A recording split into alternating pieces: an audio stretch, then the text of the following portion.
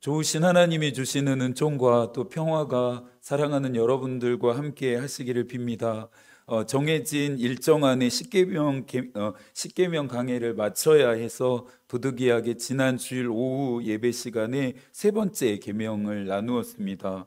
여호와의 이름을 망령되게 부르지 말라라고 하는 이 계명은 합당하게 여호와의 이름을 불러야 한다로 번역해 볼 수 있다 했습니다. 칼빈은 우리가 하나님의 이름을 사용하는 합법적인 사용법을 세밀하게 인식해야 한다라고 말했는데요. 하나님의 이름을 합법적으로 우리가 사용하기 위해서는 말씀과 기도를 가까이 해야 합니다. 바울이 도전하고 있는 것처럼 말씀과 기도는 우리의 영혼을 하나님의 마음 또 하나님의 뜻과 일치하도록 조율해 주는 중요한 수단이 되기 때문입니다.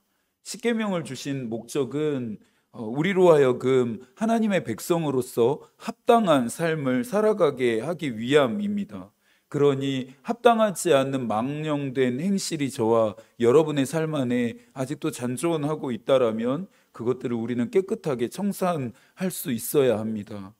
청소를 해 보셔서 알겠지만 눈에 보이는 그때그때 치우지 않고 쌓아두고 미뤄두었다가 한 번에 치우려고 하면 더 많은 힘과 더 많은 시간을 들여야 합니다. 영적인 원리도 그와 같습니다. 청산해야 할 것들이 보이신다면 바로바로 그때그때 해결하셔야 합니다. 그렇지 않으면 나중에는 더 많은 대가 지불을 하면서 그 부분들을 다루어야 할 수도 있기 때문입니다. 오늘은 네 번째 계명입니다. 그 내용은 안식일을 기억하여 거룩하게 지키라인데요. 9절부터 11절까지의 말씀을 저희가 한 번 더 읽어볼까요? 엿새 동안은 힘써 내 모든 일을 행할 것이나 일곱째 날은 내 하나님 여호와의 안식일인즉 너나 내 아들이나 내 딸이나 내 남종이나 내 여종이나 내 가축이나 내 문 안에 머무는 객이라도 아무 일도 하지 말라. 이는 엿새 동안에 나 여호와가 하늘과 땅과 바다와 그 가운데 모든 것을 만들고 일곱째 날에 쉬었음이라. 그러므로 나 여호와가 안식일을 복되게 하여 그날을 거룩하게 하였느니라. 오늘의 말씀을 이해하기 위해서는 먼저 짚어야 할 지점이 있는데요. 하나님이 주일을 거룩하게 지키라라고 말씀하신 것이 아니라 무엇을 거룩하게 지키라 말씀하십니까? 안식일을 기억하여 거룩하게 지키라고 했다는 점입니다. 구약에서 말하고 있는 십계명에서 말하고 있는 이 안식일이 오늘 우리가 지키고 있는 주일이라고 많은 분들이 생각하시는데요. 엄밀히 말하면 안식일과 주일은 차이가 있는 전혀 다른 날입니다. 안식일은 유대교의 의식에 따라 지키는 개념입니다. 조금 전에 읽었던 것처럼 창조 기사에서 하나님이 엿새 동안의 창조 사역을 마치신 이후에 다음 날에 안식하셨다라고 하는데 근거를 두고 있습니다. 그런데 기독교에서 말하는 주일은 예수 그리스도와 그의 생애의 근거를 두고 있습니다. 예수께서 죽으시고 부활하신 날을 기독교에서는 주일이라 부르며 지키고 있습니다.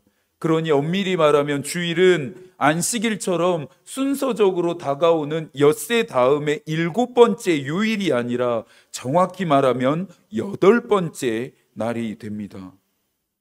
주일은 유대교 의식에서 말하는 것처럼 창조 사역을 마치신 이후에 쉬셨던 안식일과는 전혀 다른 날입니다. 그런데 초기 기독교 공동체를 구성하고 있었던 대부분의 사람들, 많은 사람들이 유대인들이었기 때문에 그들은 주일이 아닌 안식일만을 지켰습니다. 율법을 지키는 것이 가장 중요했던 그들이었기에 율법의 경계를 그들은 넘어서려고 하지 않았습니다. 하지만 점차 시간이 흐르면서 예수를 따르는 자들이 주일을 지키기 시작했습니다. 철저한 율법주의 속에 살았던 바울도 부활하신 예수를 만난 이후로는 주일을 지켜야 한다라고 강력하게 권면하며 가르치기 시작했습니다. 그러면서 안식일을 지키는 것은 복음으로부터 퇴행하고 복음에서 역행하는 일이다라고 바울은 말했습니다. 이 세기에 들어오게 되면서 기독교 신학자들은 바울의 말처럼 주의를 지켜야 함을 점차 강조하게 됩니다. 그러면서 대부분의 그리스도인들이 이 가르침을 따르게 되죠. 많은 믿음의 선조들 역시 안식일이 아닌 주의를 지켜야 한다라고 우리에게 이야기하고 있습니다. 안디옥의 이그나티우스는 더 이상 안식일을 위해 살지 않고 주의 날을 위해 살고 있다라고 말했습니다.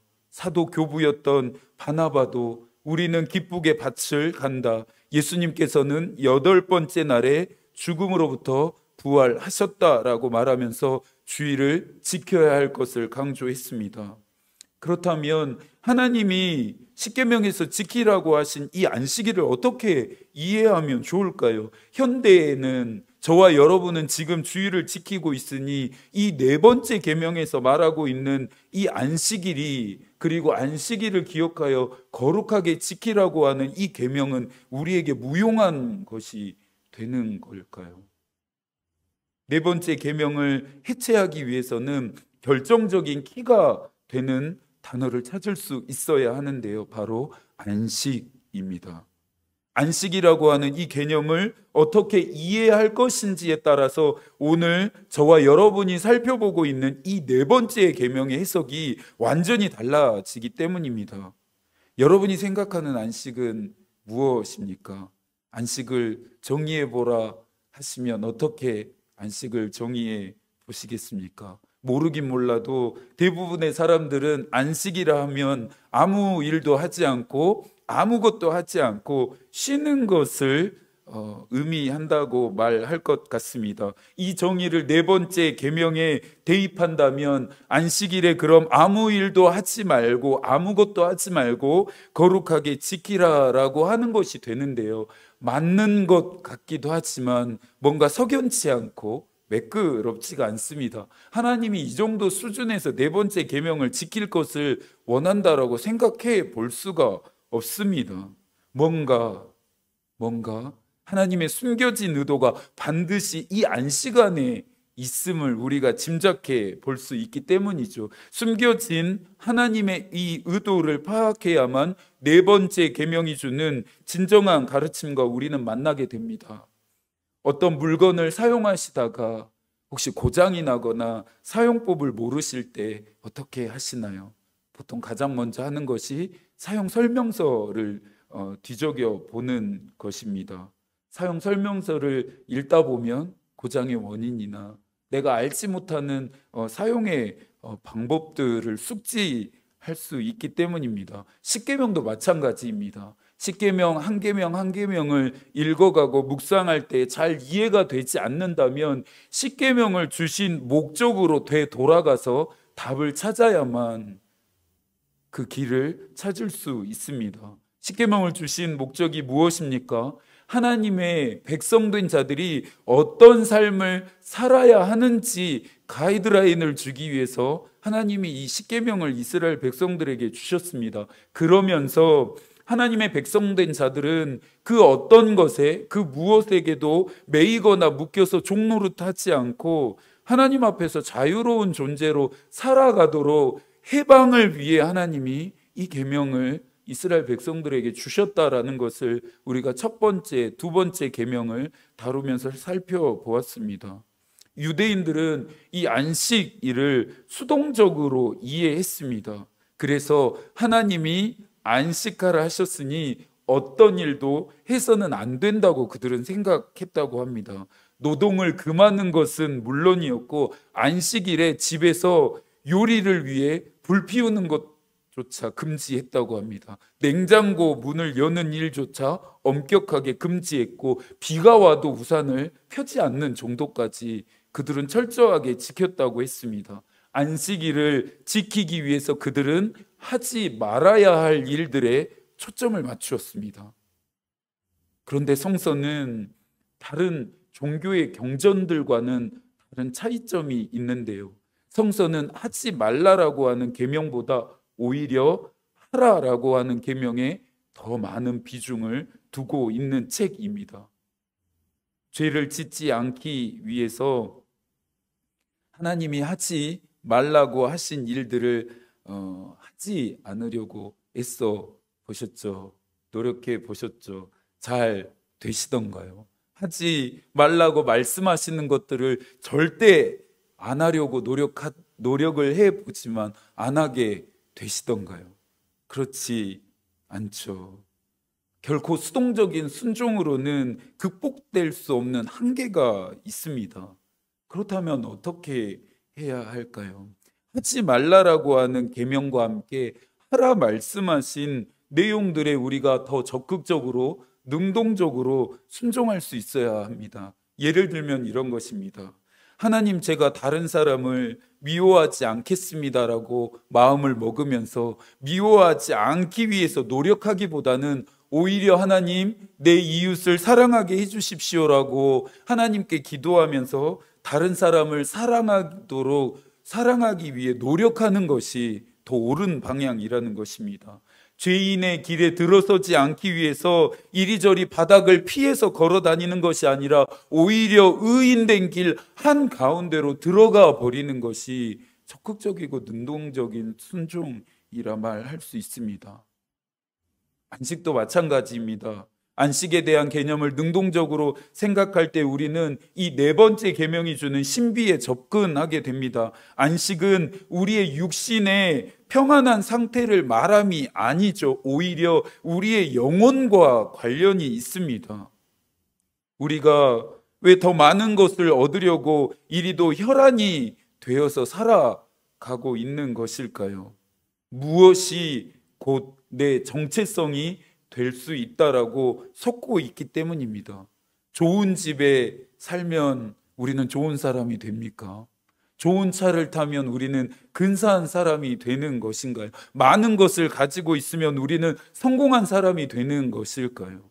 지난 계명들에서 살펴보는 것처럼 우리는 자꾸만 우리 자신을 위해서 우상을 만듭니다. 그 우리 자신을 위해 만든 우상에 우리는 스스로 얽매이려고 합니다.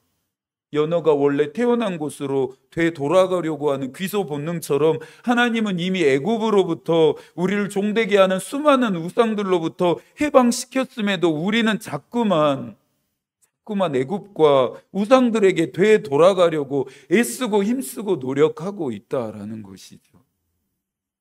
이와 같은 귀소 본능은 우리의 영혼을 병들게 해서 우리 안에 악성 종기가 자라나게 합니다. 그 악성 종기의 이름이 탐욕입니다. 혹시 에리식턴 컴플렉스라고 하는 말 들어보셨을까요? 이 말이 그리스 신화를 배경으로 하고 있는데요. 부자였던 에리식턴이 뒷마당에 있었던 신령한 나무가 마음에 들지 않아서 베어 버리려고 합니다. 그런데 그 순간 나무에 살고 있었던 요정이 나무를 제발 베지 말아달라고 에리식턴에게 부탁합니다. 간청합니다. 에리식턴이 어떻게 했을까요?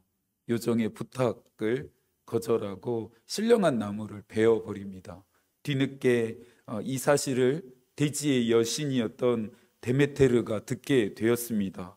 화가 난 데메테르는 기아의 여신이었던 가이아에게 부탁해서 에리식턴이 항상 배고픔과 굶주림 속에 살아가도록 저주를 내려 버렸습니다. 먹어도 허기가 채워지지 않고 계속해서 에리식턴은 배고픔을 느낀 채 허기를 느낀 채 살아가게 됩니다. 그러다 주변의 모든 것을 먹어치우다 이제 자신의 몸까지 뜯어먹는 비참한 신세가 되었다라고 하는 이야기입니다. 현대인들이 이 에리식턴 컴플렉스를 가지고 있는 것 같습니다. 예수를 믿는 자들이라고 해서 예외일 수는 없겠죠. 물론 저도 마찬가지입니다. 가져도 도무지 만족하지 못합니다. 먹어도 배가 고픈 이 에리식턴처럼 더 많이 소유해보지만 우리의 탐욕의 허기가 도무지 가시질 않습니다. 만약 이 에리식턴처럼 탐욕의 노예가 되어서 폭주하는 삶을 멈출 수 없다면 여러분들 어떻게 되겠습니까? 어떻게 될까요?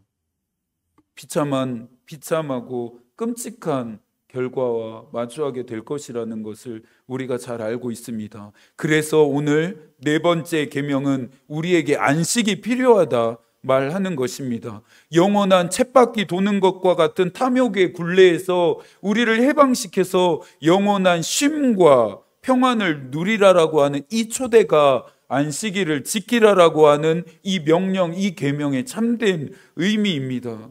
하나님은 우리가 무엇이 되어야만 우리를 사랑하시는 것이 아닙니다. 있는 모습 그대로를 하나님은 사랑하십니다. 부모의 눈에 아기가 무엇을 해야만 사랑스러워 보일까요? 그렇지 않습니다. 아무것도 하지 않아도, 아무것도 할 수 없어도 그냥 존재하는 것만으로도 눈물나게 기쁘고 놀랍고 행복합니다. 가끔 엘리베이터를 탈 때 이름 모르는 아가들이 함께 탈 때가 있습니다. 아가들이 있음만으로도 삭막했던 엘리베이터 안의 온도가 어느새 따뜻해지게 됨을 느낍니다. 하나님이 창조하신 우리의 모습도 그렇습니다. 하나님이 안식일을 우리에게 주신 이유는 탐욕의 노예가 되어서 쉬지 못하는 인간들에게, 도무지 쉬질 않는 인간들에게, 쉼을 모르는 저와 여러분들에게 그들을 노예 삼는 모든 것들로부터 해방시켜 주시기 위해 하루를 정해 안식하게 하신 것입니다. 데칼로그의 저자인 김용규는 안식일은 탐욕의 노예가 된 자기 자신을 부인하는 날이라고 말합니다. 안식일에 무엇을 하지 말아야 할지보다 안식일에 무엇을 해야 하는지가 더 중요합니다.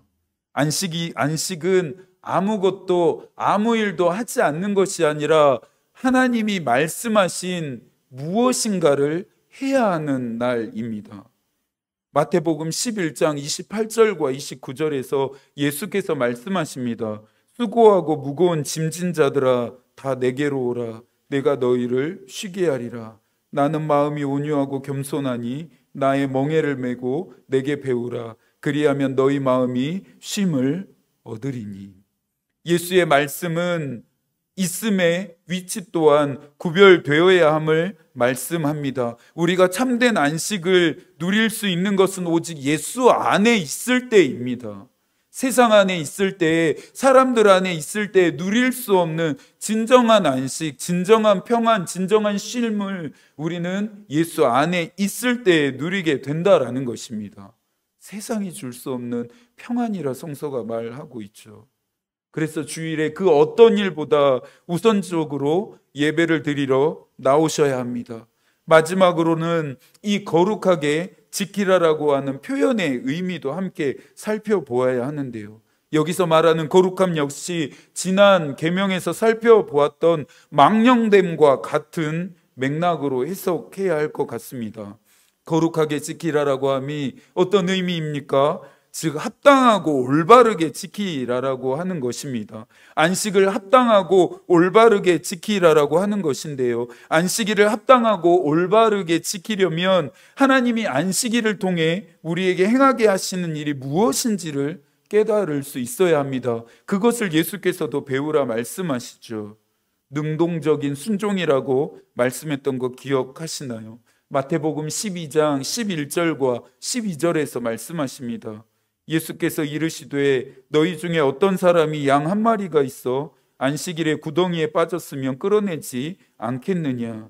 사람이 양보다 얼마나 더 귀하냐. 그러므로 안식일에 선을 행하는 것이 옳으니라.